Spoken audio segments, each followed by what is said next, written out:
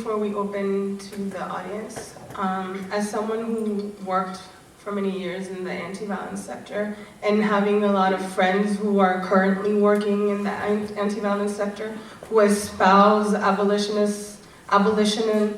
and would love to see anti-carceral strategies implemented, what would you tell them? Because I speak to these people every day, and a lot of times they're exhausted, they don't see the light at the end of the tunnel, and like, I know personally sometimes we're not like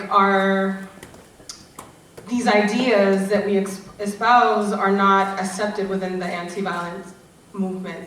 So what would you tell these brave people that are, continuing to do this work in the middle of a sector that has become professionalized, that has moved slowly towards criminalization and carceral logics? What would you say? Yeah, I think we need to organize, because it's like I talk to so many folks and there's like, sorry, we're just gonna get a slow down. Oh, sorry. Sorry. Yeah, I think we need to organize. So those of us who are working in the domestic violence industry, we need to be talking to our allies who have abolitionist values, because it's always like one or two folks within an organization, or like it's the whole staff and the ED, but the funders don't really want to go there. And so I have these hush-hush conversations with folks who work in organizations that should be allied and should be able to be allied to abolitionist projects. And so I think what we need to be doing is like, there might not be a lot of us in one particular city or neighborhood, but I think if we can organize regionally and try to find ways to connect, we can have a lot bigger voice within the industry, because I do think that the will is there. And I think, one of my mentors was like a big proponent of the criminal justice approach back in 2001 when I started, and is now a full-on committed abolitionist. So I think that even folks who've been in the industry for 40 years now are arguing for it to be deprofessionalized and re-radicalized.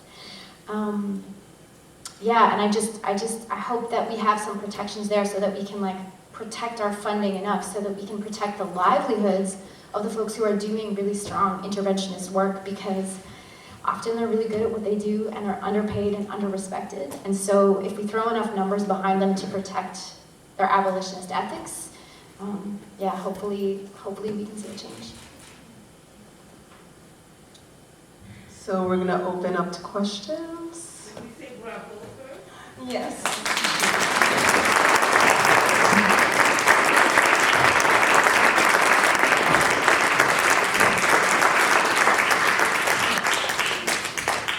Thank you so much, everybody.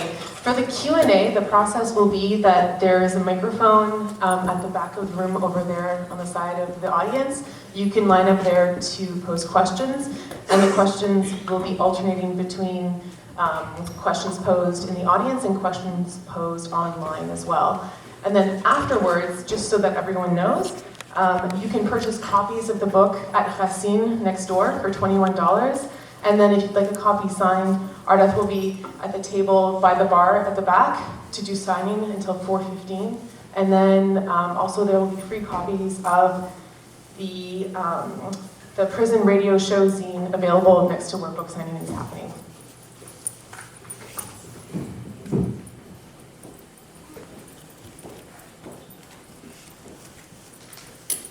Also, can I just say thank you all for coming out on a beautiful sunny Sunday to talk about these really heavy things. This is very humbling, the amount of people that are here. I think we have a question. Yes. I'm just like, my question is about like the way that people that are incarcerated have a chance at healing and then can help other people that need healing. But in the case of violent people that do not get incarcerated, I'm just questioning how willing these people would be to go into psychology care or things like that, and especially we want to abolish the police, but in some cases, when these people have to be institutionalized in order to heal, what do we do if they're unwilling to change their behavior or to get psychological care? Yeah, no, that's a really good question. I think that there are a lot of folks who are like not gonna be willing to change or heal or to do their own accountability work. And I think for a lot of people it might take like 20 years, 30 years to get to a point where you can be accountable. I think that those processes for some people take a really long time. But we're already using coercion through call-outs, which take aim at power and take aim at the power that violent and harmful people have. And so for me, the conversation becomes a really practical, pragmatic one where we have to ask, okay, like what is our threshold for coercion in an abolitionist future or on the pathway to it? What is our threshold for coercion? Do we want to do really loud, public, coercive call-outs in a situation of like mild situational couple violence, like where both partners are boundary crossing and stalking? Is that where we put our energies in our community-based pursuits? If we're talking about people that pose a risk and are really, really violent, I mean, the police are not picking them up to begin with. So in the book, I talk about how like my family is from a community in rural Nova Scotia. Part of my family is from there, where like police just don't exist. They're island communities, and even if police do come, like the ferry driver, like everyone can see them coming over on the ferries, so like everyone has time to stop whatever they're doing so they don't get arrested. But the men are the cops. And so men with guns are doing the exact same things that police are doing in other communities there too. And so for me, it's like the question is not if we abolish police, how are we going to deal with the people who are dangerous? If you look at coercive control, intimate terrorism, state terrorism, the question then becomes like, okay, what good is abolishing the police if we have police in our homes doing the same thing that police in uniform are doing, and how can we deal with them both? And I think a big part of that is like disarmament, because the number of firearms in our communities makes this work impossible to do. I'm not a pacifist myself, like I'm not like a pacifist abolitionist, but I do think like we do need to talk about disarmament and have good conversations and strategies around how we deal with guns, because if we take the guns away, that question that you raise becomes a lot easier in terms of our intervention. Including disarming the police, right, is part of your argument, right? Which is also that, like, you know, the abolition of the police isn't also a binary, right? There are also things that we can do that take power away from the police, that potentially make the police, you know, that make interactions with a police officer potentially less lethal, such that, and then disarmament would be one of those things. So, but thank you for that question. There's another one. Hi, thank you. I think my question is kind of related to the last one, but I was wondering about when you referred to accountability circles, and that topic seems very shrouded in mystery for me. So just like accountability circles and situations where you don't have an intimate terrorist, but we want some kind of accountability process. If you could speak to tools or successful experiences that you've had with that, that would be great. So the question is, like, where do those approaches work? Yeah, and what kind of alternative approaches do we have when we're not talking about intimate terrorists?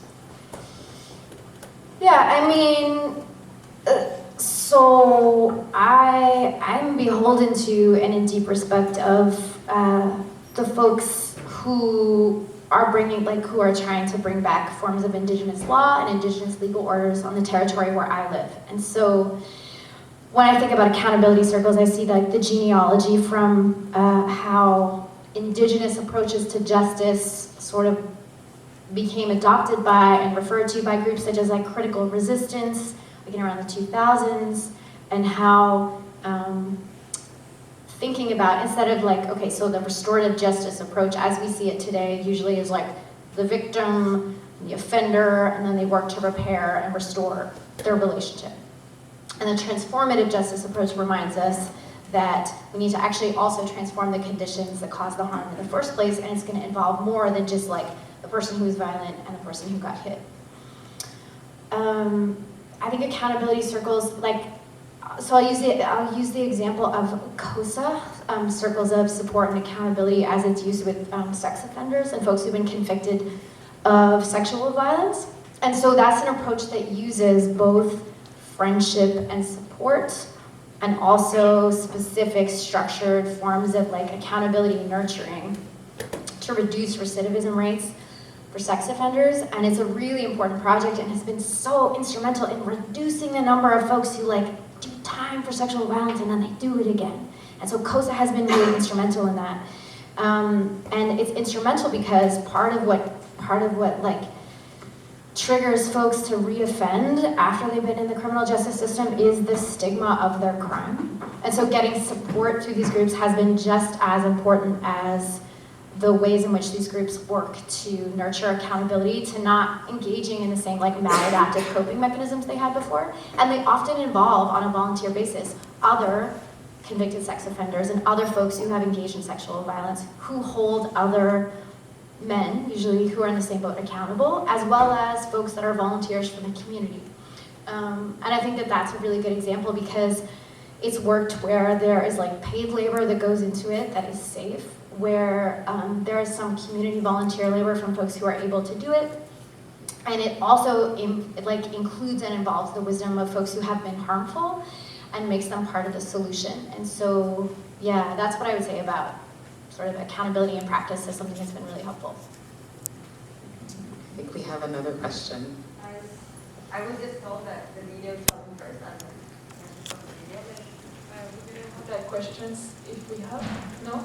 Okay. So usually we then do like one question from the Zoom Right. and one question here. But right now we don't have any questions from the Zoom. So.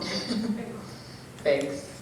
I guess I'm wondering, all of this like transformative justice and restorative justice and everything that we've studied with Dr. Batraville, it's usually in a community base, like it's based in community and all of this, and like it's scaled to community. But how do you scale this to a nation? Like I come from Mexico, right? And like 10 women are murdered every day, right? And it's not just domestic homicide, it's like homicide in general, and it's not domestic partners, it's the state, it's the police, it's everyone is involved in this, and narco drugs and all of this, right? So how do you make transformative justice a country? I don't know, like it's a complicated question, but yeah. Yeah, I mean, that's a tough question because I don't really believe that the state of Canada is a legitimate thing. It's like we sit on stolen land, and I struggle with nationalism, and I say this like in Quebec. Which has like really tricky politics around nationalism. So it's a tough question for me to answer, but you know, one thing that we can do is we can take aim at organizations and campaigns that work at the national level.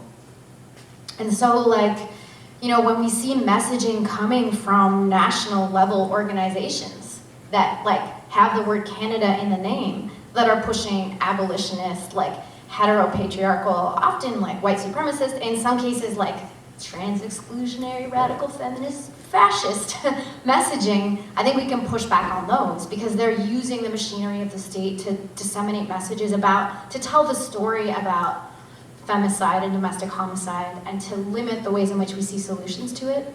So for example, we have a femicide observatory here in Canada, which has been like recently tweeting out support for trans-exclusionary, like trans-misogynistic projects happening in the UK. And so, you know, for me, like, I think we have to do the work of disrupting those things that are like putting us into carceral tunnel vision before we can scale it up on a larger scale over larger groups of territory.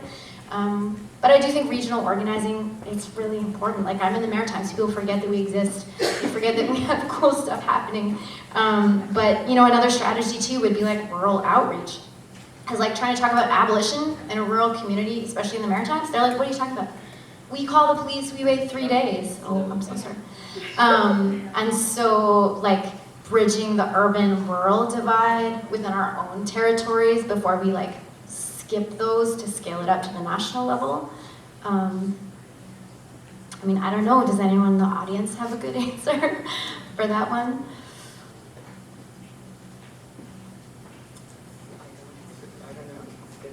never have an answer. I mean, I think that having, I think one thing is also that, one thing I try to keep in mind also is that abolition and decolonization are not necessarily the same thing. And so I think that as abolitionists, it's important to keep that in mind and to be engaged in movements that support Indigenous sovereignty and that move towards giving land back to Indigenous people, that are also engaged in movements around reparations.